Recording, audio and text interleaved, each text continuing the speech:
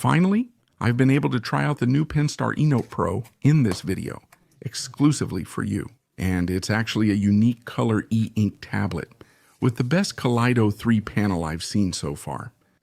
It's made from a type of leather. It features physical buttons, a battery lasting up to 120 days, and a stylus twice as sensitive as competitors.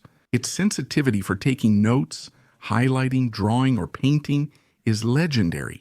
And you can also download almost any app. I'll talk to you about this later. The new ePaper Penstar eNote Pro tablet is a balm for your eyes.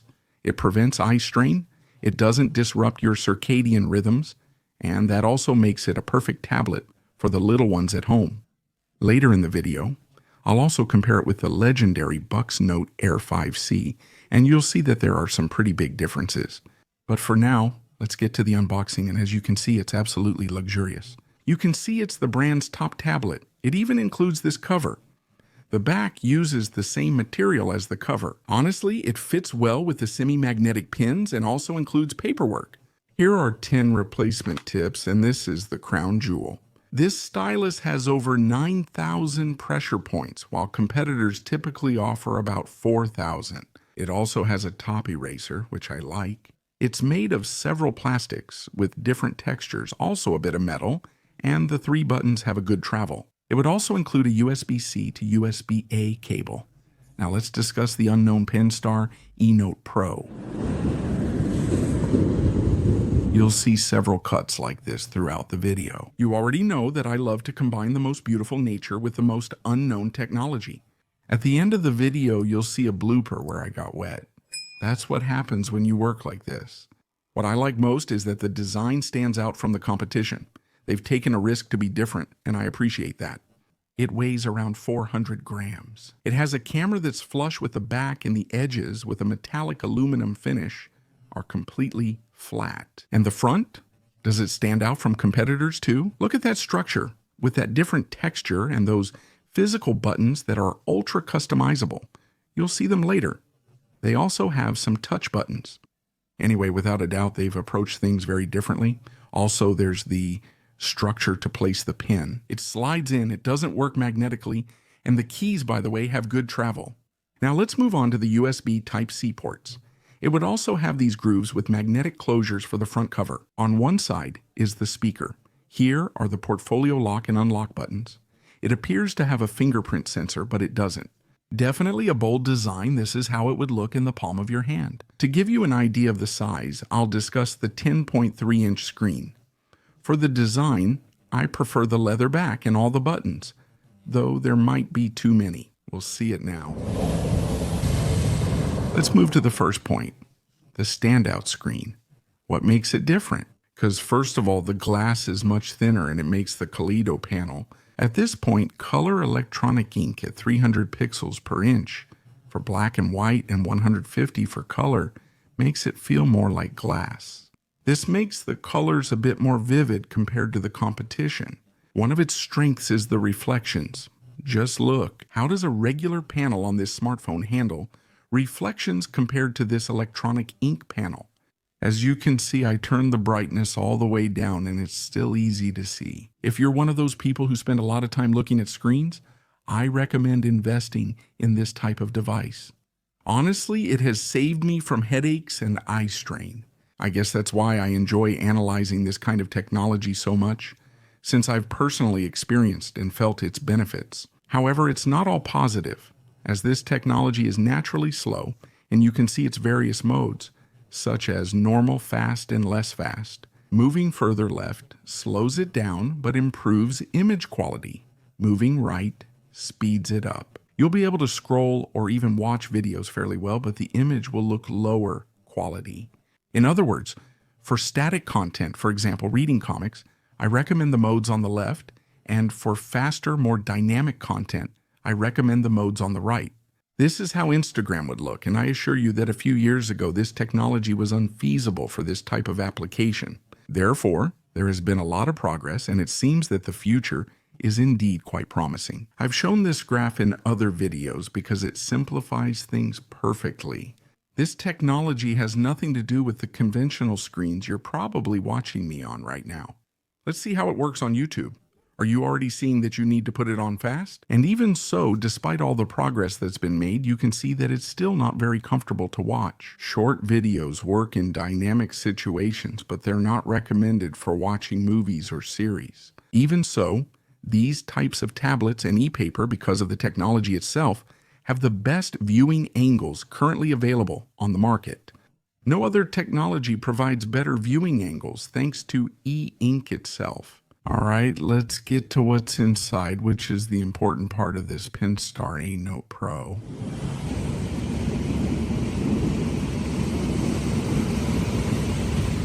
Let's start with something controversial. At first, I told you it had touch buttons, but there's a big asterisk, as you'll see.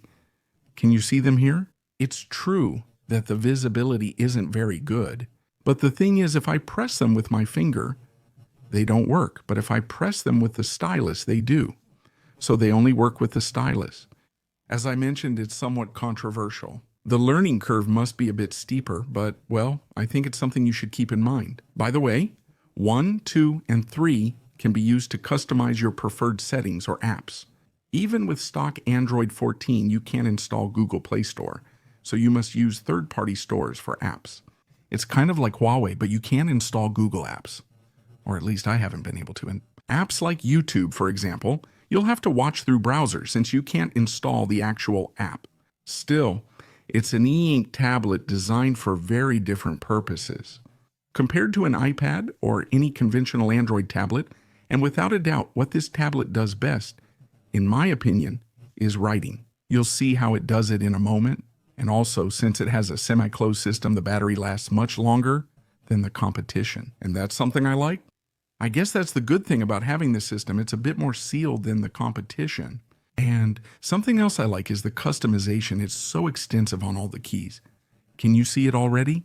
You can customize all except the center one with different actions and patterns. And not only that, but also depending on whether you want it, for the system in general, if you want it. In the notes or writing section, you can choose from 3 configurations for each situation. You can also customize the stylus's 3 buttons. However, they're not as widely customizable as those on the tablet itself.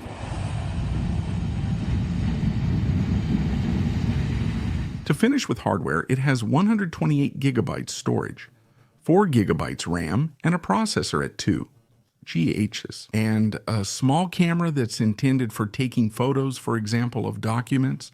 You can also transcribe them, as artificial intelligence can translate up to 52 languages. This is another aspect of the tablet's productivity and versatility. But if I have to choose something, it's definitely that its stylus is very sensitive and has a very fine line. Do you like writing on tablets? It's true that after all, it's glass. It feels a bit like an iPad, but the sensitivity is amazing. My only issue is that it's too easy to accidentally press a button and erase everything. Isn't that a bit too convenient? It seems like a personal preference. I like styluses without buttons. Even so, the stroke is among the best available at this price. For taking notes, it's a real delight.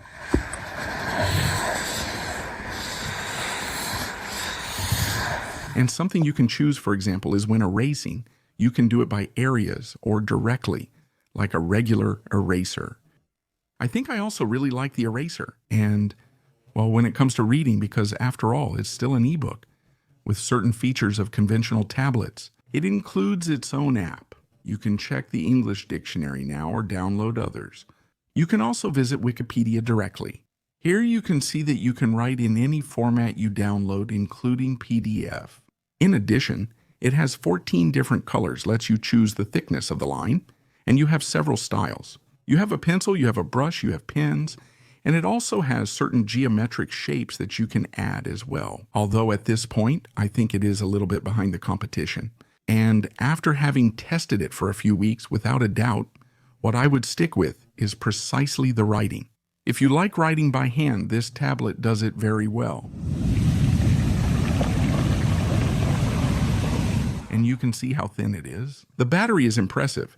Its semi-closed system, as I mentioned, extends its lifespan beyond competitors. The 6000 mAh battery lasts over 10 days in use and up to 120 days on standby. As for the speaker, it has, even though it's just one, it actually does a pretty good job. Here I'm going to leave you a sample so you can listen for yourselves.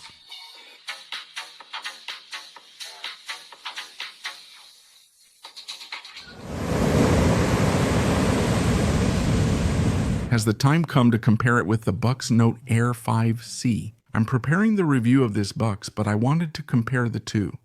Can you see it yet? With the white light turned on to the maximum, maybe the colors are a little more vivid on the Penstar, which you have on the right. I think it's due to the slightly thinner glass. But you can see that when I turn off the lights, and that's the problem with Kaleido 3 technology, the colors look a bit grayer, right?